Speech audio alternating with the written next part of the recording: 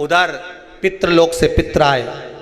सबसे पहले पित्र जो पुराना घर होता है वहीं जाते हैं, क्योंकि अंतिम संस्कार जिस घर से होता है पितृ सबसे पहले उसी स्थान पर पहुंचते हैं जो पुराना मकान हो, भले वो किराए का क्यों ना हो। सबसे पहले पितृ वहां पहुंचते हैं। पितृलोक से पित्र आए, दरवाजे पर पहुंच गए। जैसे ही सबसे पहले मठा के घर में गए तो क्या जाकर देखा कि वहां तो रिश्तेदार पूरी सब्जी खा रहे हैं। सारे के सारे रिश्तेदार चकाचक भोजन कर रहे, ना तो धूप छूटी, ना गाय का दिया, ना स्वान का दिया, क्योंकि इनको तो श्राद्ध केवल लोगों को दिखाने के लिए करी थी। वहां तो ना तो धूप छूटी, ना गाय का भोजन दिया, ना स्वान का भोजन, ना कौए का भोजन, ना ब्राह्मण भोजन दे दिया। पितृ भूखे, विचार करा क्या करें कि छोटा छोरा रे, हमारा पोता रे छोटा, पर उसके घर में कुछ भी नहीं, क्या देगा वो। फिर भी चलो भूखे रहेंगे साल भर।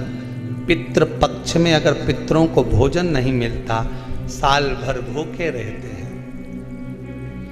दूसरे पितृ जो खाकर आते हैं, उनकी जो राल टपकती है, उनका जो कफ गिरता है, हमारे पितृ वो चाटते हैं। वो चाटते हैं तो बद्दुआ देते हैं कि मैं इतना भरा पूरा छोड़ कर आया था, इतना देकर आया था, कम से कम आज मुझे कंडे पर घी और शक्कर ही छोड़ देते, गुड़ का ही भोग लगा देते, कम से कम मुझे राल चाटने को तो नहीं पड़ता।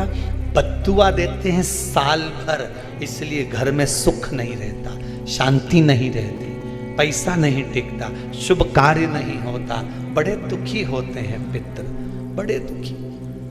पितरों ने सोचा एक दरवाजे से नहीं मिला, दूसरे दरवाजे से कुछ खाकर चले जाऊं, ऊपर जाऊंगा तो लोग क्या कहेंगे। जठा के घर गया, पितृ दरवाजे पर पहुंचे। जठा की पत्नी ने कंडा जलाया था, गोबरी जलाई थी, जलाई रखी दरवाजा के पास में, भगवान से प्रार्थना कर कर गुड़ और घी छोड़ दिया। गुड़ घी छोड़ा, पितृ चले। 16 दिन तक पितृ पृथ्वी पर भ्रमण करते हैं। 16वें दिन पितरों के देवता आर्यमा कौए पर बैठ कर आते हैं। अमावस्या के दिन प्रदोष काल में शाम के समय आते हैं, पितरों को वापस बिठाते हैं, पितृलोक ले जाते हैं। जितने संसार के पितृ हैं सब अमावस्या के दिन शाम के समय पितृलोक जाते हैं। इंतजार कर रहे थे पितृ, आर्यमा आए, पितरों के देवता आर्यमा स्वामी आए, कौए पर बैठ कर आए और हमें लेकर जाए। सारे पितरों से आर्यमा स्वामी ने कहा, जाओ तुमने 16 दिन भोजन करा है, अब जाकर घाट पर पानी पी लो। कोई नदी, कोई तालाब, कोई सरोवर, कोई कुंड, कहीं जाकर शाम के समय पानी पीने के लिए पितर जाने लगे।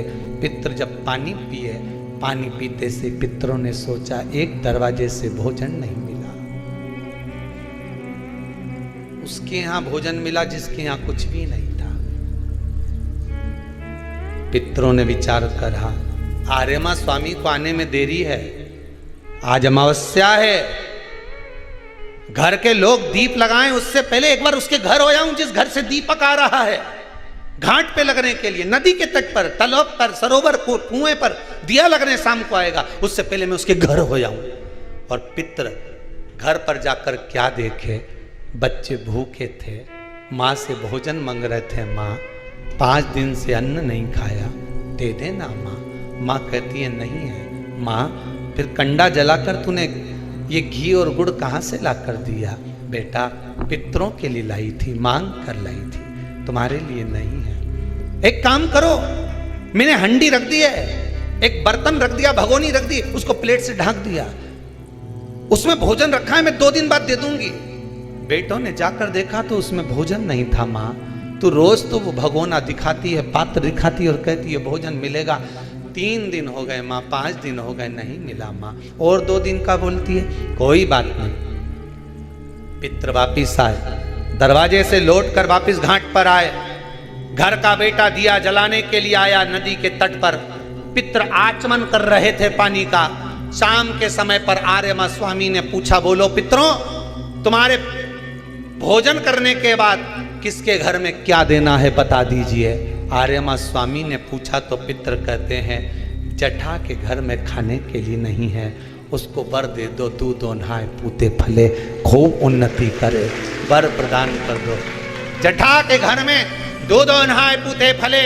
जैसे ही बेटे ने दिया जलाया घाट पर, वहां पर खुशियों का दीप जल गया, आनंद का दीप जल गया, सारा सुख जटा के घर में पहुंच गया। मठा धीरे धीरे तिल तिल तिल तिल घटने लगा, जटा तिल तिल बढ़ने लगा। यह गरुण पुराण कहती है, स्कंद पुराण कहती है, ये आज का रोग नहीं है, ये पुराना है। जब पूर्व में किसी के घात दी होगी, किसी के हृदय को चोट दी होगी, कोई ऐसा प्रहार कर दिया होगा, किसी के विश्वास को, भरोसे को, दृढ़ता को कहीं किसी न किसी रूप में किसी के धन को खाकर दिया नहीं होगा, तो वो इस शरीर में आकर चुकाना पड़ता है।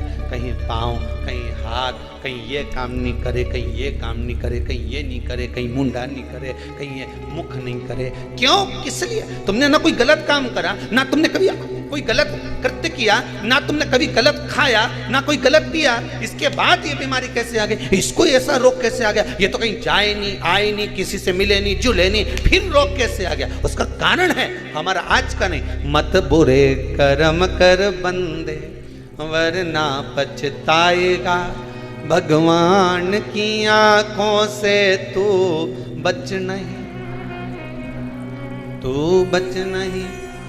फिर वही वाली बात आ गई, तेरा क्या होगा रे कालिया। आई बीमारी, रोग आया, कष्ट आया, दुख आया, ये किसी दूसरे ने नहीं दिया। तुम भगवान को दोष मत देना कि भगवान तूने क्या कर दिया।